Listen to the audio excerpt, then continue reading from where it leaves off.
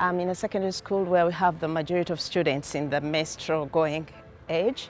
So we have a bit of challenges. The first and the greatest challenge is that they don't have enough things to use, the pads to use. So it is always a challenge. When somebody goes in menstruation periods, when she doesn't, she faces a big challenge that they didn't tell her about it, that will go in, you get stomach ache, back ache. She didn't know. She starts crying. She goes in boys and starts crying.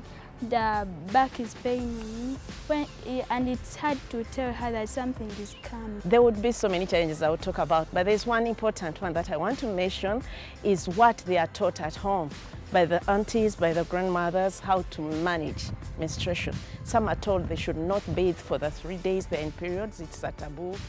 They are taught different things. They are taught to use particular leaves, which become smelly and unhealthy.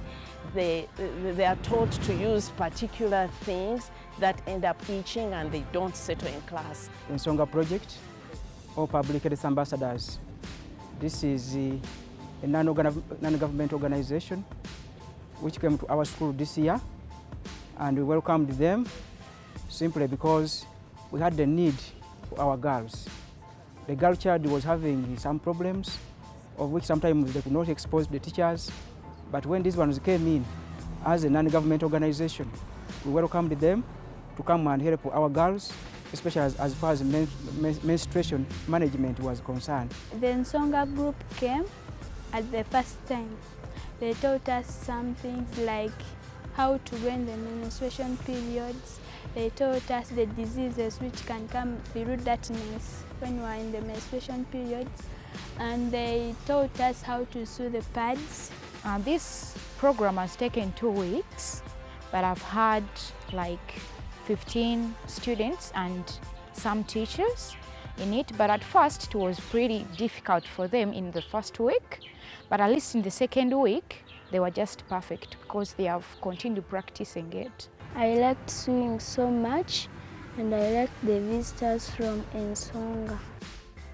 When we got this teaching from this PHAU, yes, it was a blessing that has come, because many have learned. One, they have learned to use sewing machines. Many didn't know. That was a part.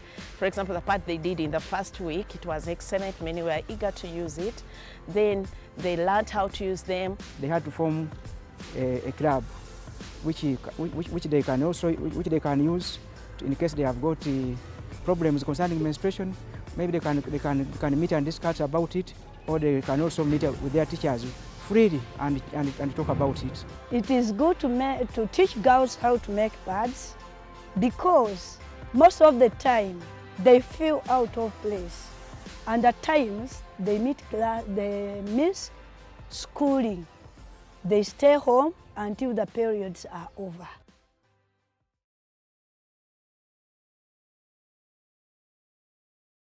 They are not like these other pads. They are reusable. They can keep the sanitation of the environment, because after use you can wash, but you can't throw as other pads. It is good to sensitize boys about menstruation, because some boys think that it is a curse. It is unhygienic. If they stand with their sisters about it, then it makes the whole journey easier. They will not be afraid, they will not tease them, they will stand with them. In fact, the first time I was told about Ensonga to get a group, I had equal numbers, boys and girls, and they were ready to stand with them. I believe if they do, then we will manage it very easily. It will become normal. They will appreciate and stand with them. Definitely, I think it is even better for them to be part of the game. They'll help them to make the pads and laugh a bit about it, but they will know, and it will not be news or something to worry about or to laugh about or something new, so that they will be part of what we got, this ongoing sensitization. So definitely I believe in that. I learned that when I will be in my vacation in S4, I can go and I sew instead of sitting at home. I can get somebody and I train that person when he or she didn't go to school and starts to work and get some money. I just thank you for your support and we wish that they can train more of our girls. And not only the girls, but they can also train the boys, because these boys have got sisters at home, they have got mothers who need also these reusable sanitary pads. So we hope that the project not only stop with the girls, but also continue with our boys, because you never know, it can even become a source of income.